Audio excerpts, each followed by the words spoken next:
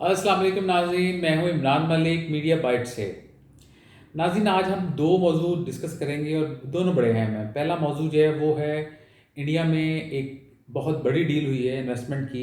हालांकि कोरोना के हालात की वजह से पूरी दुनिया की इकॉनमी जो है वो डाउन जा रही है, लेकिन फेसबुक ने देखा कि राइट टाइम है कि इंडिया के जो सबसे बड़े इन्वेस्टर हैं, सबसे बड़े बिजनेसमैन हैं, one of the top billionaire Mukesh Ambani, उनकी कंपनी रिलायंस के साथ एक कॉन्ट्रैक्ट किया है।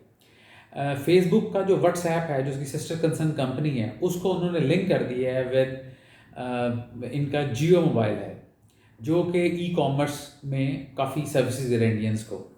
नाजी उन्होंने फेसबुक ने 5.7 बिलियन डॉलर की इन्वेस्टमेंट की है।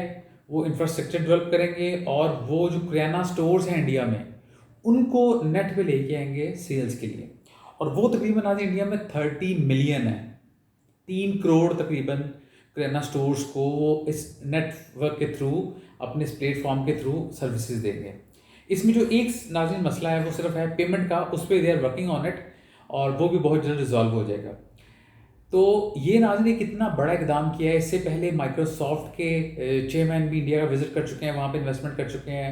अमेज़ॉन के चेयरमैन भी इंडिया में आ चुके हैं। लेकिन जो हमारी ministry of information and technology है, वो शायद उनका मैच पड़ा हुआ है मुफ्ती मुनीबुर रहमान के साथ, वो उससे बाहर नहीं निकल रहे। तो मेरी फौज चौधरी से रिक्वेस्ट होगी कि फॉर गॉड सेक ये आपका कोई सेशन ऑफिसर जो है ना, सेक्शन ऑफिसर, वो ये काम करे।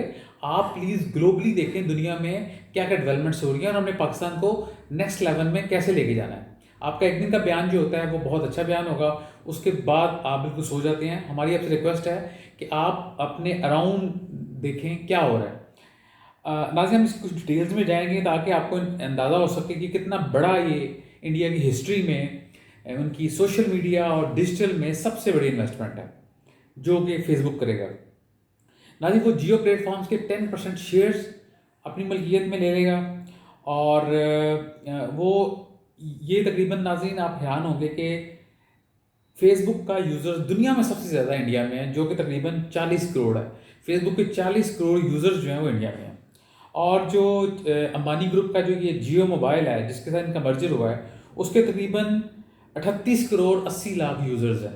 तो ये आप देखें कि वो जो 40 करोड़ यूज़र है, वो इनके साथ जब मिल जाएगा तो ये कितना बड़ा जायंट बन जाएगा। और ना ये करेंगे 30 मिलियन जो इनके किराना स्टोर्स हैं उनको डिजिटलाइज कर देंगे। उनकी पेमेंट्स का सिर्फ इशू है, उसके बाद ये डिजिटलाइज हो जाएगा। अच्छा नाज़रीन, फेसबुक को नाज़रीन इंडिया में काफ़ी तनकीद का निशाना पड़ा था जब करना पड़ा था जब इनको नाज़रीन इनकी इलेक्शन में फेक न्यूज़ व्हाट्सएप पे बहुत दिन हुई थी, जिसकी वजह से मॉब गैदरिंग हुई, 1-2 किलिंग्स भी हुई। उसके बाद इस पे बैन भी लगाया गया कुछ स्टेट्स में। लेकिन उसके बाद फेसबुक का इंडियन मार्केट में एंटर होना बहुत ज़रूरी था। 1 अरब 30 करोड़ की मार्केट को कैप्चर करना was not an easy thing for Facebook. लेकिन उन्होंने वर्किंग की, उन्होंने कहा जी हम एक अच्छी कंपनी के साथ आएँ ताकि हमें वहाँ से क्या कहते हैं मसल भी मिले और मनी भी मिले। तो वो सिर्फ मेरा नहीं ख्याल कि अंबानी ग्रुप से ज़्यादा अच्छा मसल उनको मिल सकता था। अब मेरा ख्याल है अमेज़ॉन और जो आपका वॉलमार्ट है, वो भी सोचेंगे कि हमने जो इंडिया में ई कॉमर्स में बहुत ज़्यादा उन्होंने इन्वेस्ट किया हुआ है, उसके लिए वो भी दोबारा जाके सोचें कि हम भी किसी मोबाइल कंपनी के साथ मिलके इसको लॉन्च करें। क्योंकि जब ये लॉन्च हो जाएगा उसके बाद अमेज़ॉन और वॉलमार्ट को बहुत टफ टाइम मिलेगा। अच्छा नहीं, जाते जाते और बात बता दें कि मुकेश अंबानी आपको पता दुनिया के अरबपति इंसान है। पिछले कुछ दिनों में उसकी ग्राफ थोड़ा नीचे आया है, कोरोना की वजह से उनके जो शेयर्स हैं वो कम हुए हैं। बहुत मशहूर है उनका 27 स्टोरी उनका जो लग्जरी बिल्डिंग है जहाँ पे वो रहते हैं। और नाज़रीन सुना है, यानी डॉक्यूमेंट्स यही कहती हैं, तकरीबन उसके बनाने पे 150 अरब रुपए का खर्चा आया था उनके उस घर को बनाने में। तो अब हम यही देखेंगे कि अमेज़ॉन और क्या कहते हैं वॉलमार्ट दोबारा बैक टू बेसिक्स जाएंगे और इसको मोबाइल कंपनी के साथ करके इनको टफ टाइम देंगे ताकि कंपटीशन जो है ना वो अच्छा होगा, देखने को मिलेगा। लेकिन मेरी फवाद चौधरी साहब से, जैज़ वालों से, टेलीनॉर वालों से रिक्वेस्ट होगी कि वो भी कोई इस तरह का इंटरनेशनल कंपनी के साथ कोई मर्जर करें ताकि पाकिस्तान में आईटी सेक्टर में और ई कॉमर्स में हम नेक्स्ट लेवल पे जा सकें। जोंग का कि वो चाइना बैकग्राउंड की वजह से मुश्किल हो जाएगा किसी अमेरिकन कंपनी के साथ काम करना। अब नाज़रीन हम आते हैं कोरोना की तरफ। कोरोना के जो अभी तक केसेस हैं वो तकरीबन 26 lakh infected people right now in the world corona से मुतासर हो चुके हैं, और नाज़रीन 1,78,000 डेथ्स हो चुकी हैं। 6,85,000 685,000 लोग रिकवर हुए हैं। सबसे ज़्यादा डेथ्स यूएसए में हुई हैं और सबसे ज़्यादा केसेस भी यूएसए में हैं। तकरीबन 8,24,000 केसेस यूएसए में हैं, 45,000 नाज़रीन डेथ्स हैं। और कल उन्होंने सेकंड हाईएस्ट डेथ्स हुई हैं यूएसए में, जो कि 2,751 थी। इससे पहले 2,810 थी। तो ये कल का दिन भी जो था वो यूएसए में the worst day corona deaths के हवाले से। अमेरिका के बाद जो कंट्रीज़ हैं उनमें स्पेन है, उसमें नाज़रीन इटली है, फ्रांस है, जर्मनी है, यूके है।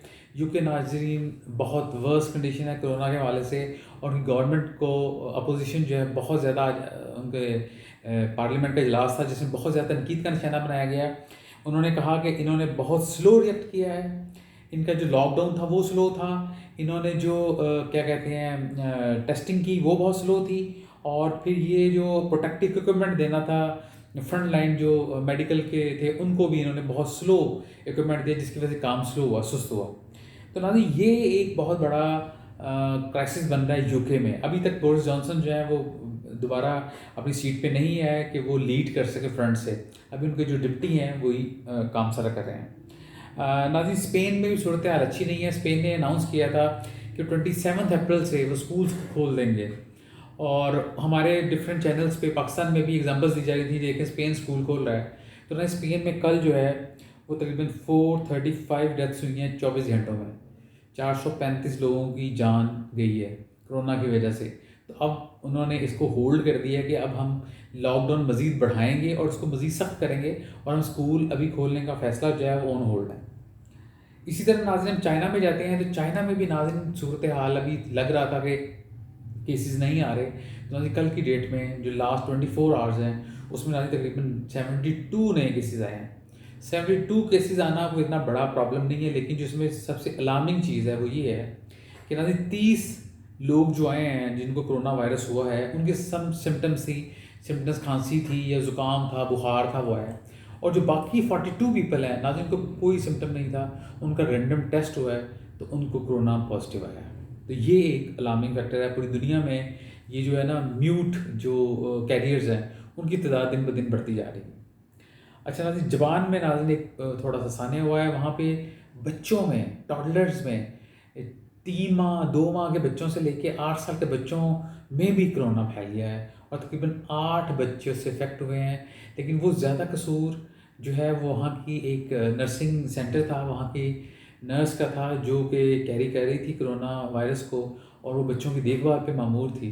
तो उसकी वजह से कोरोना जो है वायरस बच्चों तक फैल गया है। हम दुआ करेंगे अल्लाह ताला बच्चे जो हैं वो जल्दी सेहतयाब हों।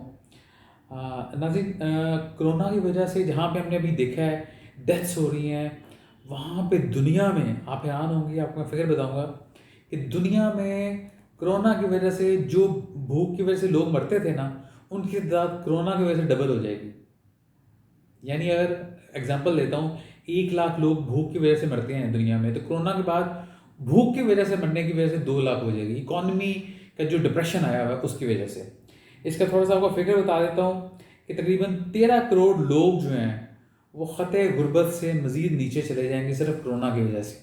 13 करोड़ लोग, उससे पहले जो तादाद थी वो तकरीबन 13 करोड़ लोग थी। नई तादाद जो हो जाएगी वो तकरीबन 26 करोड़ अफराद जो हैं वो बिल्कुल डेथ एंड पे होंगे कि अगर उनको खाने के लिए कोई चीज़ ना मिली तो वो उनकी डेथ हो जाती है।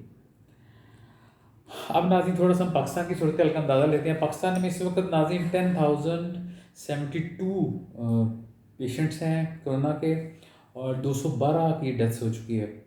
आज नाज़रीन बड़ी एक दिलखराश प्रेस कॉन्फ्रेंस थी जो कि कराची के कुछ डॉक्टर्स ने की, सीनियर डॉक्टर्स ने। उन्होंने कहा जी आगा खान हॉस्पिटल में और जितने सिविल हॉस्पिटल्स हैं वहाँ पे तमाम बेड्स जो हैं फुल हो चुके हैं कोरोना पेशेंट्स की वजह से। और अगर हम कहते हैं जी लॉकडाउन में नरमी लेके आएँ और लॉकडाउन को थोड़ा ईज़ किया जाए, तो हमें डर है कि ये तादाद दिनों में डबल नहीं ट्रिपल हो जाएगी। तो हमें मसला ये है कि हम पेशेंट्स को रखेंगे यहाँ पे। और गॉड से उन्होंने गवर्नमेंट से रिक्वेस्ट की है कि जितना सख्त लॉकडाउन हो सकता है, और अगर उन्हें उनका कहना था कर्फ्यू भी लगना हो तो आप कर्फ्यू भी लगाएं, कि ताकि हम इस मोहल्लिक बीमारी से मुकाबला कर सकें। मिसाल हम आपको देते जाएं, हमने चंद दिन पहले कहा था कि स्वीडन ने लॉकडाउन नहीं किया, वहाँ पे डेथ्स बहुत थोड़ी हैं, लेकिन नाज़रीन लॉकडाउन ना करने की वजह से पिछले कुछ दिनों में, ये पिछले 24 आवर्स में अब जो केसेस की तादाद स्वीडन में वो तकरीबन नाज़रीन 15,322 है और तकरीबन 1,765 डेथ्स हुई हैं इन लास्ट 48 आवर्स, जब हमने लास्ट आपको इन्फॉर्मेशन दी थी। नाज़रीन आज मीडिया बाइट्स अपडेट से इतना ही। इंशाल्लाह नेक्स्ट टाइम फिर आपके साथ नई इन्फॉर्मेशन के साथ, नए डाटा के साथ तशरीफ़ लाएंगे। तब तक अपना और अपने बड़ों का स्पेशली बहुत ख्याल रखिएगा। अल्लाह हाफ़िज़।